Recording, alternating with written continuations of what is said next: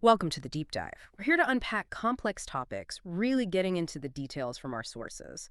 Today, we're looking at something pretty fascinating, a really pivotal moment in Central European history. We're talking about the collapse, the dramatic collapse of a huge empire, and how those massive changes really hit home in the daily life of one particular city. We've got a good stack of sources for this, mainly from enpanoramic.pdf. There are pieces by historians like Kirlai Landros and lots of insights into this city, Arad. Our mission, really, is to see how those big, grand narratives, empires falling apart, how they connected with the actual personal experiences of people just living through it all, unprecedented times. Yeah, and what's great about this material is how it lets us zoom right in. We can connect these huge geopolitical shifts, World War I stuff, to what was happening on the ground. You'll see how political ideas, economic struggles, even things like local town planning, they all kind of interweave to shape the fate of a place like Arad. Okay, so let's get into this massive historical shift. The Austro-Hungarian monarchy. Austro-Hungary, people call it. Our sources set the scene. What exactly was this dualistic state? It sounds unique. It really was. Essentially, think of it as a sort of confederation. You had the Austrian Empire and the Kingdom of Hungary. It was formalized back in 1867, an agreement between Emperor Franz Joseph, Diak Ferenc, and Andrassy Gyula. And they had separate capitals, Vienna and Budapest, separate parliaments, separate governments. But they shared some things. Exactly. A common monarch, that was key. And 3 joint ministries: finance, foreign affairs, and war. And here's a detail that the sources point out. One of those ministers had to be Hungarian, usually finance minister. Ah, interesting. So Hungary had some real clout there, despite maybe Vienna seeming dominant. Precisely. It highlights that dynamic. In the scale, our sources mentioned it was huge. Second largest state in Europe, after Russia, over 600,000 square kilometers. Massive. And an economic powerhouse, too, relatively speaking. By 1910, the world's a 4th biggest producer and exporter of machinery. Wow. But it wasn't just big and economically significant. It was incredibly diverse, too, wasn't it? Oh, absolutely. That's maybe the crucial point. Over 51 million people, 3rd most populous in Europe. And while you had large groups of Germans, about 12.7 million, and Hungarians, around 10.1 million. That's still less than half the population combined. Right. You had another 29 million people from all sorts of other groups: Czechs, Poles, Serbs, Croats, Romanians, you name it. Yeah. So the big question the sources raise is, how did a state this large, this powerful, this diverse actually hold together for so long? It sounds like a real balancing act, and the sources suggest this diversity should have been a red flag, right? Especially with nation-states popping up everywhere else in the late 19th century. So what changed? Why did it start to unravel in the early 20th century? Well, a key factor was the constant putting off of needed reforms. Political reforms, social reforms. They just kept getting delayed. Yeah. This created a really desperate situation. And then the war, World War I, just poured fuel on the fire. Nationalist movements got much more radical. They weren't just asking for rights within the empire anymore. They wanted their own independent countries. You had groups like the Yugoslav Commission in London, the Czech Commission in Paris, actively planning to break away as early as 1915. The writing was kind of on the wall internally. And then there were external pressures, too, like President Woodrow Wilson's 14 points in January 1918. That initially offered some hope, didn't it? Talked about autonomous development for the peoples within Austria-Hungary. It did offer a glimmer, yeah. But that faded really fast. By October 1918, Wilson himself said his points didn't really apply to the monarchy anymore. And, I mean, the Entente leaders, Britain and France, they'd already made promises behind the scenes, even back in 1917. Promises to who? To neighboring states, potential allies. Things like restoring Poland, giving Alsace-Lorraine back to France, liberating smaller nations under the monarchy and the Ottomans. This really encouraged those émigré nationalist groups meeting in places like Rome and New York. They basically decided unanimously, nope, we don't want to live under the monarchy anymore. And the war itself. The sources paint a really grim picture of life back home. Economic hardship. Absolutely devastating. Factories were under military control. Everything was geared towards the war. Domestic consumption just plummeted. Food supplies became, well, catastrophic. Our sources mentioned bread rationing starting in 1915, other staples too. And the amounts were tiny, right? Just Yeah. grams of flour or meat per day sometimes. Incredibly low. It's hard to fathom living like that day in, day out. Widespread starvation, morale collapsing. And there was a stark contrast the sources highlight. The Central Powers, including Austria-Hungary, they just weren't equipped for a long war, whereas the Entente, with support from the U.S. later on, had this decisive economic edge. So military efforts failed. Repeatedly, Big offensives like the Second Battle of Piave failed. And then in late October 1918, near Vittorio Veneto, the Joint Army was basically annihilated, lost 300,000 soldiers, just catastrophic So it losses. was really over by then. Pretty much. November 3rd, 1918, the monarchy signs an armistice in Padua. Their war was done. And then Germany followed just over a week later, November 11th. Right, and that was it. The dualistic state, after 51 years and 4 months, dissolved. New countries started popping up: Czechoslovakia, Poland. The map was being redrawn. Okay, let's zoom in on Hungary now. It was a core part of this dual state, but it faced its own huge upheaval. Our sources talk about the reconciliation, that 1867 compromise as this major turning point. But views on it were divided, weren't they? Very much so. On one side, you had people who saw it as, well, a necessary compromise. Hungary was exhausted after the 1848-49 Revolution and War of Independence. This offered stability, a way forward. But then you had strong opponents, most famously Kossuth Lajos, who saw it as a complete betrayal, giving up true independence. And the sources argue that while dualism did bring a lot of economic progress to Hungary, the Second Industrial Revolution really took off there, bringing prosperity. The politics didn't keep up. Exactly. Political reforms, social changes, even basic administrative updates, they lagged way behind the economic modernization. So you get this modernizing economy, but it's kind of bolted onto an older political structure, this historic Hungary, or Great Hungary, the sources mentioned. It was big, right? Oh yeah, over 325,000 square kilometers, population over 20 million, including Croatia, which had a special status. But even though Hungary was theoretically equal to Austria, Vienna still held a lot of the cards. The monarch, who was usually a Habsburg based in Vienna, had to approve all laws and decrees. right, and this idea of Hungary being a nation state, like France or England, how did that square with its actual population? You said Austria-Hungary was diverse. Was Hungary itself diverse too? Very much so. That's a crucial tension. In 1869, fewer than half the people in the Kingdom of Hungary actually spoke Hungarian as their first language. That figure rose to just over half, 54.5% by 1910, but a lot of that was due to assimilation policies which caused resentment. So who are the main minority groups? The largest were Romanians, making up about 16%, then Slovaks at nearly 11%, and Germans also around 10%.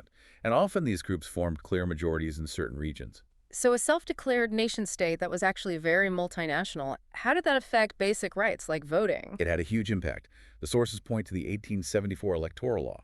Under that, only about 6% of the population could vote. 6%, that's tiny. It really is.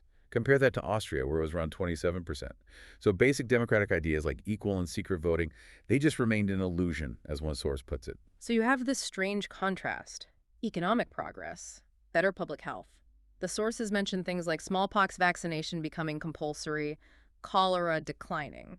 Yes, living conditions were improving in some ways, cities were growing. But politically, it was stagnant, and minority rights were being squeezed. Pretty much. There was a Nationalities Act in 1868 that theoretically allowed minorities to use their own languages in local courts and schools, but in practice it was often ignored or actively undermined. And then you had laws like the Lex Aponi in 1907. What did that do? It made Hungarian language teaching compulsory in all primary schools, even non-Hungarian ones, and other decrees forced Hungarian place names onto non-Hungarian towns and villages. You can see how that would cause major discontent. Absolutely. It fueled alienation and resentment among those large minority populations. And the sources seem to argue that the Hungarian political leadership just didn't or wouldn't see the writing on the wall. It seems so. They largely ignored the rise of independent neighboring states like Romania and Serbia, nations that had significant ethnic kin living inside Hungary's borders. And Prime Minister Tisza István, he was initially against the war. He was initially. He saw the risks. But he eventually gave in to pressure, mainly from Germany, and then became completely identified with the war effort. Which leads us to this idea of historic Hungary turning to ashes. Yeah, Tisza. Even when he privately admitted the war was lost in October 1918, he couldn't bring himself to say it publicly or act decisively on it. His government was kind of paralyzed. He felt bound to the German alliance, refused to seek a separate peace, and the Hungarian public just wasn't prepared for the sudden collapse. So he had this belief, although we lost the war, we are not defeated. That sounds like denial. It does seem that way in hindsight, because while he was saying that, the minorities, backed by the Entente powers who had already made promises, they knew exactly what they wanted. They saw their chance. Precisely. Romanian and Slovak politicians stood up in the Hungarian parliament and basically said, "We reject any Hungarian authority over our nations. We demand self-determination. It was unequivocal. But the Hungarian elite were still clinging to the idea of keeping Hungary's borders intact, based on Wilson's points. Yes, they were fixated on territorial integrity and hoping for a just peace based on those original Wilsonian ideals, which made Wilson's clarification on October 18th that his points about autonomous development no longer applied because the U.S. now recognized the Czechoslovaks and Yugoslavs as co-belligerents such a devastating blow. It basically pulled the rug out from under their entire foreign policy. Completely nullified it, yeah. And this chaos set the scene for revolution in Budapest, right? The Autumn Rose Revolution. Yes, October 31st. This new body, the Hungarian National Council, took power. It was a coalition of parties led by Count Károly Mihály. Included his Independence Party, the Radicals, the Social Democrats. And they wanted big changes. Radical reforms, immediate peace, independence, democratic rights like universal suffrage, land reform, a complete break with the old system. Károly becomes prime minister, but the sources suggest he was in an impossible position from the start. Absolutely impossible. He was, well, relatively inexperienced politically. His government lacked administrative know-how. And crucially, he took power after the war was effectively lost, while Hungary was technically still at war, and the empire was collapsing around him. So his big declaration on November 2nd, proclaiming neutrality, appealing to Wilson's points for territorial integrity, it was wishful thinking. Largely, yes.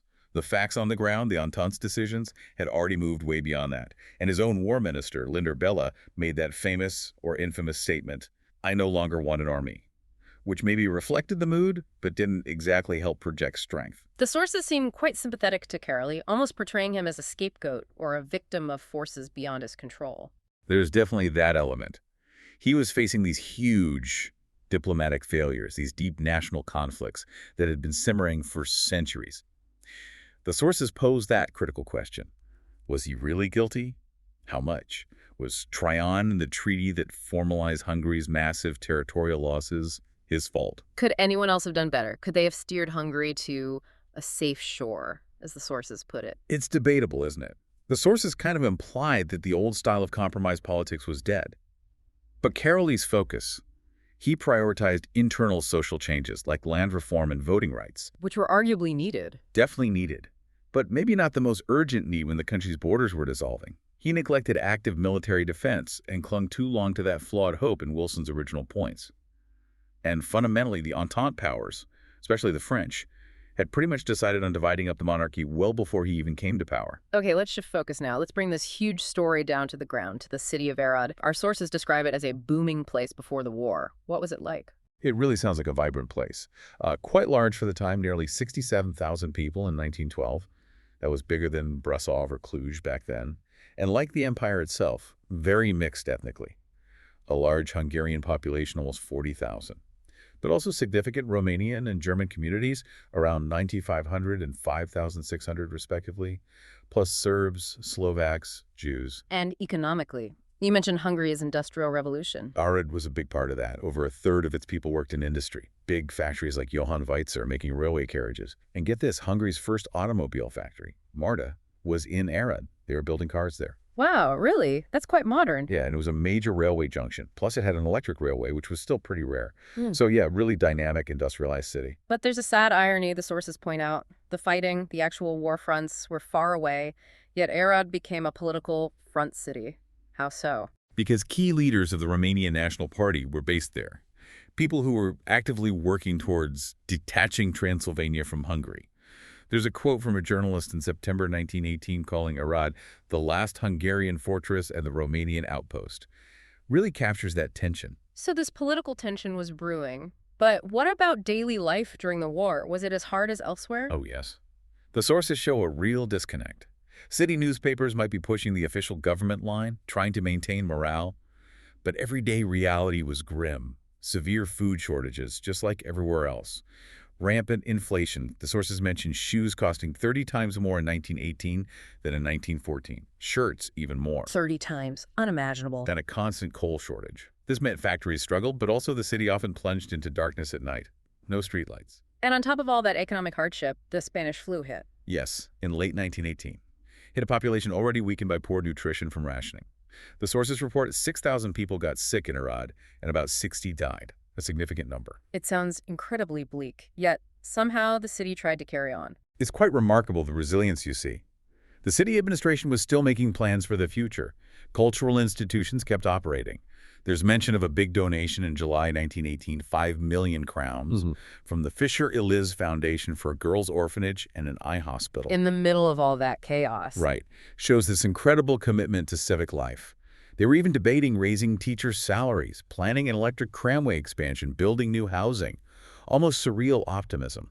Then November 1918 arrives, and the Autumn Rose Revolution reaches Arad. Yes, big celebrations. November 1st, apparently tens of thousands gathered in Freedom Square, cheering for Károly Mihály. The city council quickly voted to join the Hungarian National Council. Their demands were clear: immediate ceasefire, peace, keep order internally, but crucially, maintain Hungary's territorial integrity. So how did the local leaders in Arad try to manage this? You've got the old Hungarian administration, this new revolutionary council, and rising Romanian national sentiment. It was a tightrope walk. A man named Vargas Ilagios Jr. was appointed as the government commissioner for both the city and the county. His job was basically to bridge the old and new, maintain order. But then external forces intervened again. The Entente mandated Serbian troops to occupy the Arad fortress, and just days later, gave a similar mandate for the region to the Royal Romanian Army. Things were moving fast, which brings us to those crucial negotiations in Arad itself, November 13th, 1918. Jazi Oscar, representing Károly's government, met with the Romanian National Council leaders. What was Jazi trying to achieve? His mandate was to negotiate based on Wilson's principles, offering autonomy. And this was the sticking point only if the Romanians respected Hungary's overall interests and, crucially, its existing borders. But the Romanian leaders, people like Tefon Cicio Pop and Vasil Goldi, they were having none of it. What was their position? They asserted Transylvania's right to secede, period, based on the Romanian majority there, and, ironically, also citing Wilson's principles of self-determination. They wanted an independent, sovereign Romanian state encompassing Transylvania. Goldia apparently even said he envisioned Arad becoming a Hungarian city on Romanian territory. Shows how far apart they were. So a complete clash. Jazi offered autonomy within Hungary. Full self-determination, representation in government, locally and centrally. But the Romanians rejected it outright. Yes. Iuliu Maniu, another key Romanian leader, called the offer unacceptable. He said it meant giving up their right to form their own unitary sovereign state. So the talks collapsed. No result. And just a few weeks later, Alba Iulia. Exactly, December 1st, 1918. Over 1,200 Romanian delegates gathered in Alba Iulia and unanimously declared the union of all Romanians in Hungary and Transylvania with the Kingdom of Romania. The goal was clear: Greater Romania. And their resolution included promises to minorities, didn't it? It did. Point 3 specifically promised full national freedom, education and administration in minority languages, proportional representation. Quite progressive on paper. But the sources note that promise wasn't exactly kept. Well, the source points out that point 3 was basically simply omitted when the new Romanian royal constitution was drawn up later. A significant omission. So back in Arad, as 1918 ended, things were still very uncertain. There was a visit from a top Entente general. Yeah, General Berthelot, commander of the Allied Army of the Orient, visited in late December. The Hungarian mayor gave him a cordial welcome, but Berthelot's reply to the Hungarian National Council president was telling. He said, "I am glad to have come to Latin soil, among Latin brothers." Not exactly reassuring for the Hungarians. No. He emphasized the border issue was up to the peace conference in Paris, and then just days later, tragedy struck. The flag incident. Yes, December 30th. A scuffle broke out over a Hungarian flag someone tried to remove. Romanian guards, who were patrolling alongside the Serbs and French by then, fired shots.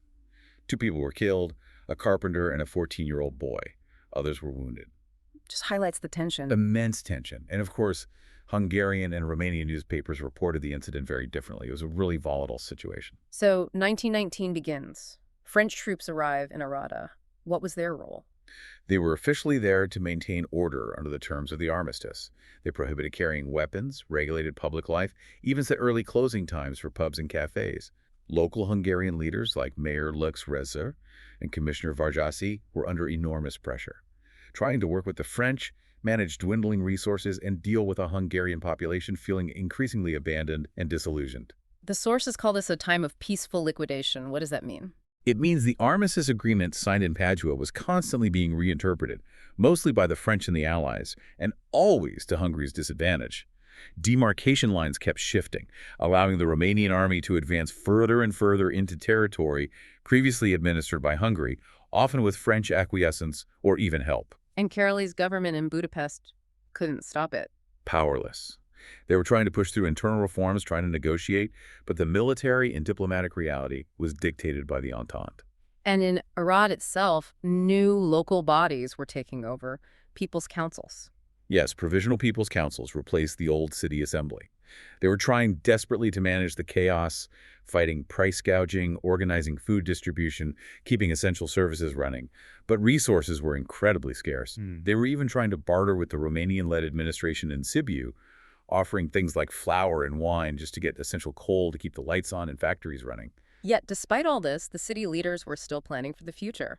It's almost unbelievable. The sources show they were still drawing up plans in early 1919 to extend the sewage system, build a new theater, a new high school, hundreds of townhouses. While the country was falling apart around them. Yes. It shows this incredible, maybe naive optimism, or perhaps just a determination to focus on civic duty amidst the storm. Of course, lack of materials and the constant stream of refugees pouring into the city made most of these plans purely theoretical.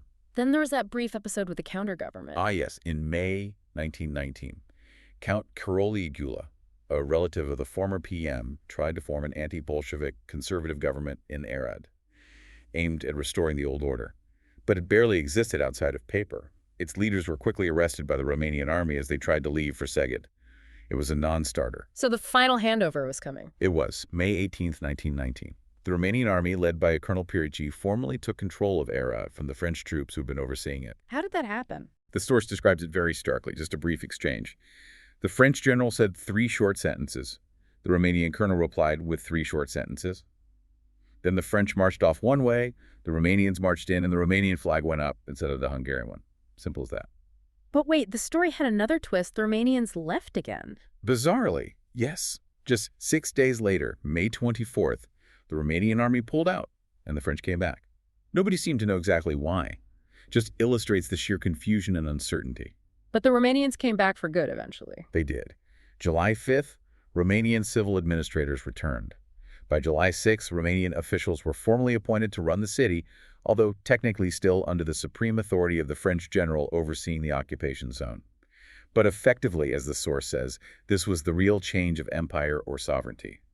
Arad was now under Romanian administration. Wow, what a tumultuous period for one city. So, stepping back, what does this deep dive tell us? Looking at the empire's fall through the lens of Arad. Well, it's a really powerful illustration, isn't it?